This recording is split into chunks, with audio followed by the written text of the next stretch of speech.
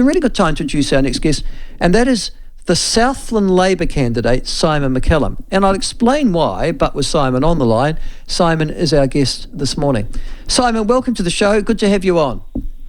Nice to be able to chat to people about why I'm standing. Good on you. Well, Simon, first of all, who in their right mind would stand in a seat that National won easily at the last election and is comfortably blue, as I think you've publicly admitted, in 2023 when the tide's even becoming bluer?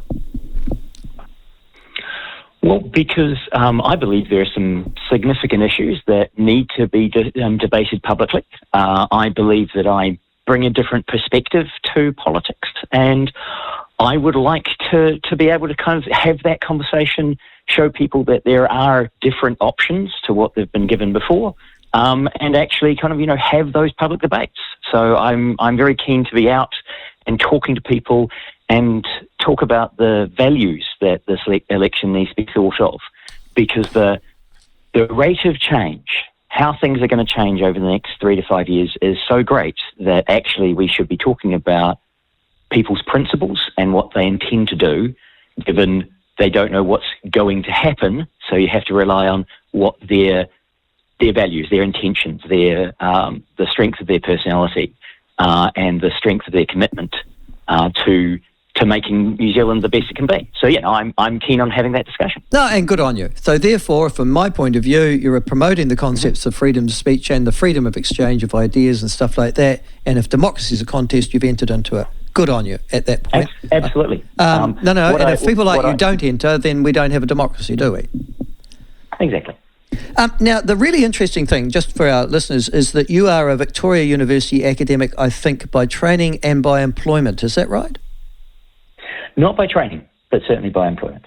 Okay. So you're a senior lecturer in software engineering, as I understand it. Yes, that's my title. What does a senior lecturer in software engineering actually do? So I lecture here on user experience, and so trying to create programs that interact with people in interesting ways.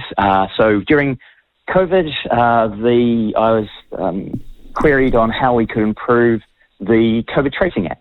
So I'd brought the prototypes of that into the classroom, got my fourth years to review the user interface to try and make it as simple and easy to use as possible, and then fed that information back into the ministry before they moved forward in various versions and added the Bluetooth stuff. So, writing software, teaching students how to analyze and write high-quality software. See, and this is a part of me that intrigues you, outside of politics and your particular job. You're also being described as an AI expert, artificial intelligence expert as well. Would you confer with that description? Yes, because I did my PhD down at Otago, so I'm Otago by training. So that's home. And when we came back from Norway 5 years ago, I got a job in Wellington, but my wife said, if we're going back to New Zealand, we're living in Otago, because Otago's home. So that's why I live down in Taieri. I live down in Mosgiel, but I work up here in Wellington. So how does that work? Do you fly?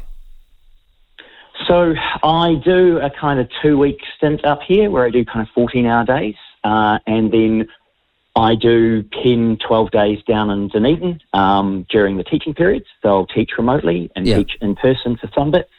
And then during the breaks, I work remotely. I absolutely try and minimise the number of flights, because yes, exactly. You'd have to pay all that carbon. Yeah, there you go. Yeah. No, that's why we don't own a. It's a lot easier for you to live in Wellington, though, I have to say, and then you have no carbon emissions at all. Tut. Well, I just cycle when in Wellington, so I'm just cycling back and forth the whole time. Oh, you've been planting a lot of trees as you're cycling. Simon, I'm having you on, mate. Yep. I'm having you on. Your wife, though, she is still resident in Taieri, is she, in the Mosgiel area?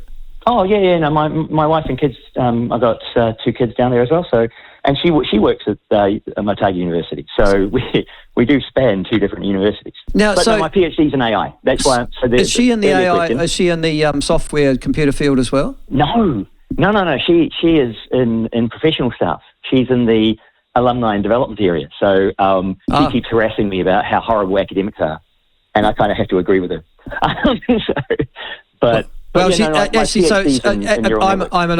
an alumni of Otago, so I have to be honest with you. She's probably the person that's sending me monthly entreaties for money at the moment. Well, she's in the group that does that. Yes, she doesn't lead that group, but she's part of them. Actually, part of her job is to make sure that they're not sending those letters to dead people. Oh, well. Because, that's a bad form. Yes, it would be. Yeah. But having said that, I'll come back to that in a second if I may. Mm-hmm. But the really interesting thing is that you are currently teaching software engineering as a senior lecturer capacity at Victoria University. Mm-hmm. You're an expert in AI. Yep. Can I just ask you a question? Because it seems obvious to me, but surely AI gets to the point that it makes you and all your graduates redundant, doesn't it?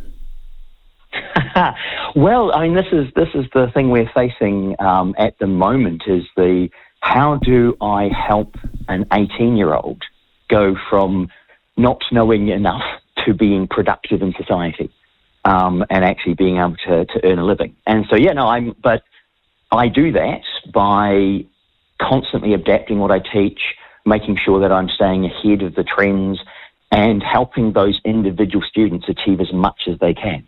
So if I stayed static, if I just looked at the past and said, I'm going to always teach what I've always taught, then I become redundant. But I adapt, I change. The irony is so disruptive, this new technology, more disruptive potentially than anything that's gone before. Absolutely. That AI simply writes its own software, thanks very much. It doesn't need any of your graduates to do that. It just, bang, off we go. And because it's continually self-learning, where's the human intervention required?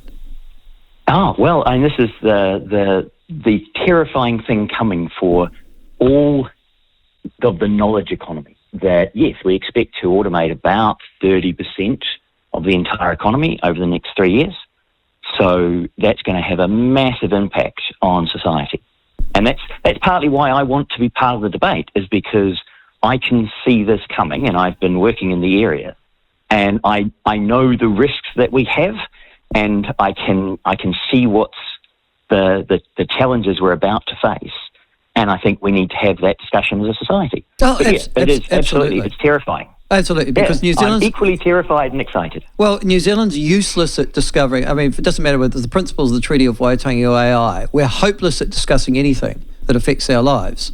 And by the time it arrives, we get a bit pissed off because it's arrived and we didn't know and we weren't part of the discussion. So, it'd be quite useful to do that. Listen, the other thing is, just going back to your political...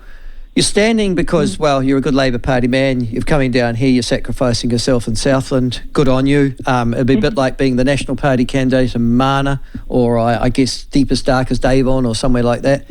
But and the difference between the National and the Labour Party is the Labour Party will go and put people like you in seats that are forlorn and say, off you go.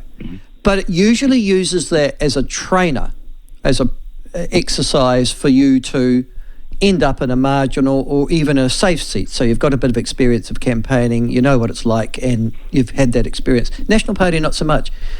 Is this a primer for you? Well, it depends. I'm happy to fight for my sort of ancestral home, because we arrived in Mataura in the 1870s, so I've got deep family roots down south. And as I said, when we came back to New Zealand, we came back to Otago. So I'm not looking to be a candidate anywhere else in the country other than down south. If the party wanted me to keep standing and thought that I had value, then I'm happy to be on the list. But I'm not just a candidate that's going to stand anywhere.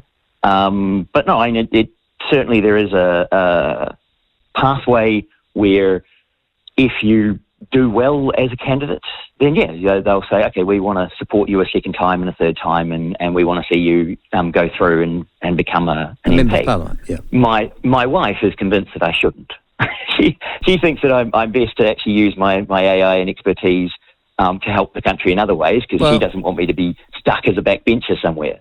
But it's the discussion of how do I best help society? Well, I think, and at the moment, I think the political way is the way we get the discussion in public and have that open political, social discussion.